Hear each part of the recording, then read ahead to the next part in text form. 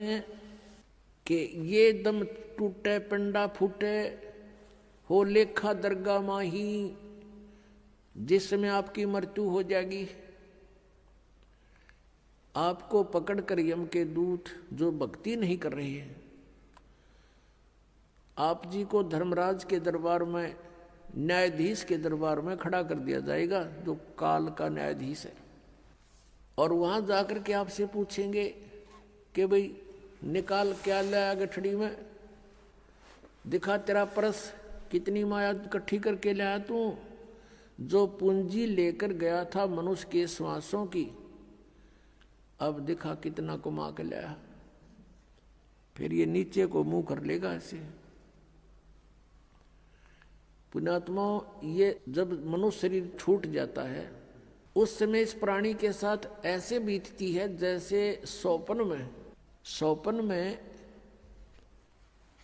क्या देखते हैं कई बार एक गरीब व्यक्ति, और क्या देखता कि कार में बैठा जा रहा है। एक बताया था व्यक्ति,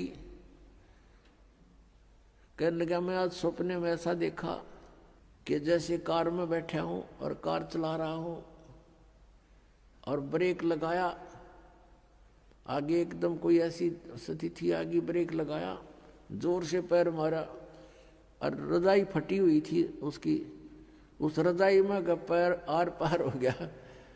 फिर वह आंख खुल गई, यानी निंद्रा भंग होगी, देखो होता है, वो पैर छोड़ दिया। फिर जब सौपन टूटा तो देखा ना कार और कुछ भी नहीं, और वो सपने में देख रहा खूब जोरते, उसका पेटा है ना भर रहा। तो कहते हैं आज जो सुविधाएं आपके पास हैं, और जिस समय ये आपकी शरीर छूट जाएगा उस समय आपका सपना सा टूटेगा, और यम के दूत बाजू पकड़ रहे होंगे, वो पाँव जरा होगा टूटी हुई रजाई में, और कहेंगे चल बच्चा। अब उसका विश्वास सा नहीं बनता कि बेटा था, मेरी बेटी थी, कार थी, कोठी थी, कहाँ थी, चल अब बताएंगे तरीके थी। यहाँ बताते हैं कि ये सौपन जब टूट जाता है, जब इसका समझ में आवा है कुछ भी ना था, मैं तो वैसे ही दुखी हो रहा था कार में, कदे ब्रेक लाऊं था, कदे गियर बदलूं था, और था कुछ भी को नहीं।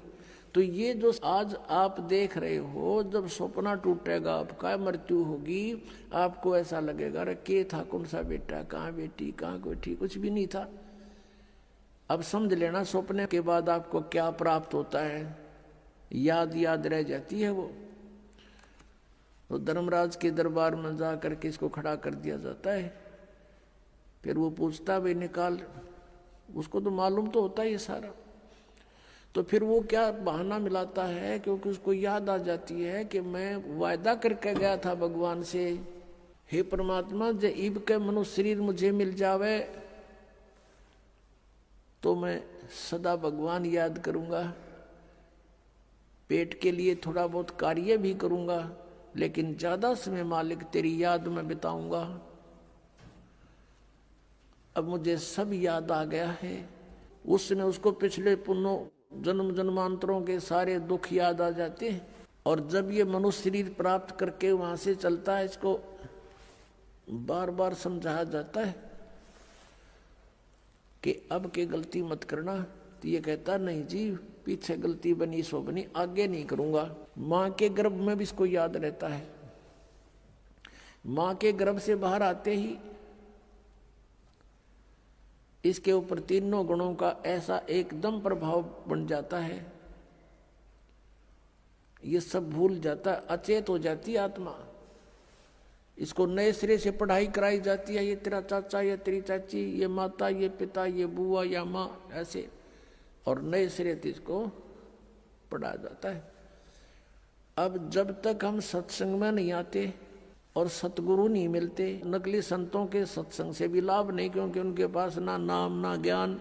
उद्देश्य उनका अवश्य है कि हम सत्संग सुनावा, लेकिन सत्संग है ही नहीं उनके पास।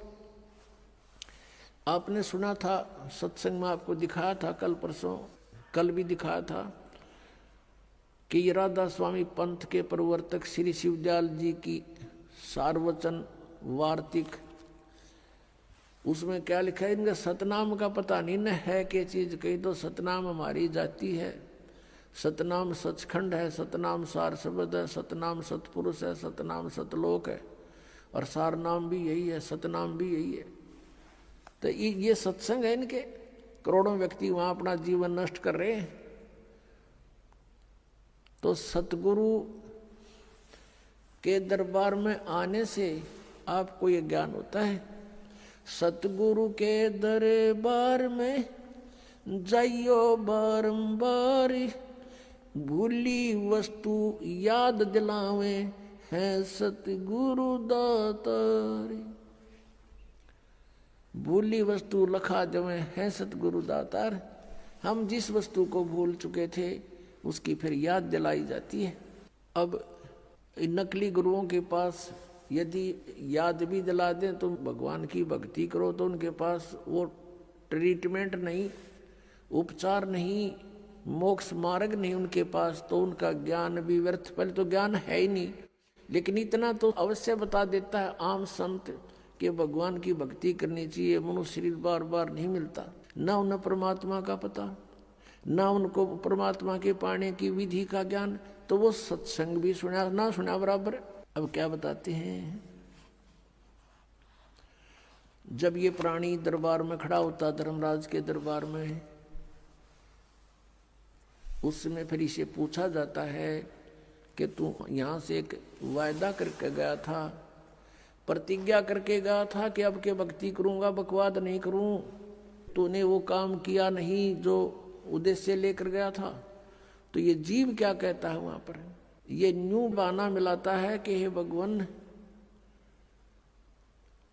मुझे किसी ने बताया नहीं, वह तो भूल पड़ गई, किसी ने नहीं कहा भक्ति कर ले, किसी ने नहीं कहा राम नाम रटना चाहिए। तब परमात्मा क्या दिखाता है कि उसको कोई भक्त, जैसे आप जी अपने रिश्तेदार को, अपने भाई मित्र बहन सखी सहेली को, आप सबको कोशिश करते हो कि भगवान की भक्ति कर लो, मनुष्य जीवन बार बार नहीं मिलता, आप खूब चेष्टा करते हो। और वो क्या करता है, वो क्या कहता है बहन या भाई कि मुझे समय नहीं, अभी समय नहीं है, फिर देखेंगे फिर देखेंगे। और पीछे तो औरों के सामने नु कहता है ये तो मेंटल हो लिए, तीसरे दिन बरवाड़ा बैठे रहते हैं, इनका तो नाश होगा। तो वो अपने आप में चतुर्गणे बन रहे हैं, तो नहीं सुनते हैं। फिर वो धर्मराज के दरबार में जब खड़े होते हैं तब ये बहाना मिलाते हैं कि जी हमें किसी ने हमारे को बताया नहीं। तो उस समय परमात्मा अपने उलाने में नहीं रहते, वो सबके पास संदेश भिजवाते हैं, चाहे कोई जंगल में रह रहा है किसी ना किसी माध्यम से। तो उस समय परमात्मा क्या करते हैं, वो उसकी वीडियो फिल्म मूवी शुरू कर देते हैं। क्योंकि प्रत्येक प्राणी के अंतःकरण में, कोड वर्डों में पूरे जीवन की घटनाएं अंकित होती रहती हैं। उसको चित्रगुप्त बोलते हैं, चित्रगुप्त यानी साइलेंट फिल्म बनती रहती है गुप्त रूप में। और प्रत्येक प्राणी की है उसके पास असंख्यों जन्मों की अंदर कोड वर्डों में। जैसे आजकल आप देखते हो एक चिप है, छोटी सी चिप होती है, मोबाइल में डालते हैं और उसमें मन 50 घंटों का सत्संग विद्यमान होता है, इतनी को। और ये तो एक मैन मेड और ये गॉड मेड, तो उसने तो पता नहीं के बना दे। तो कहने का भाव ये है कि अब परमात्मा के विधान को समझने के लिए हमने इस साइंस ने घनी सुविधा कर दी। अब हम यहाँ बोल रहे हैं, सुन रहे हैं कहीं और, बीच में वायर भी नहीं, तार नहीं। अब यहाँ से फैक्स करते हैं, बीच में कुछ भी नहीं है, फैक्स दूसरे के कंप्यूटर में पहुंच जाता है, ईमेल पहुंच जाती है। ये कैसे? तो इसी प्रकार परमात्मा ने पहले ही प्रत्येक प्राणी के साथ ये सिस्टम अंदर ही फिट कर रखा है सबके। और यहाँ जो भी एक घटना आपकी होती है वो एक परमात्मा के कंप्यूटर में ऊपर वहां जा करके फैक्स रहती है डेली की। तो उस समय ये फिल्म चला देता है, उसका ट्रेलर दिखाता है, बैकग्राउंड। अब देख ये भक्त आपको क्या कह रहा है और आप क्या कह रहे हो।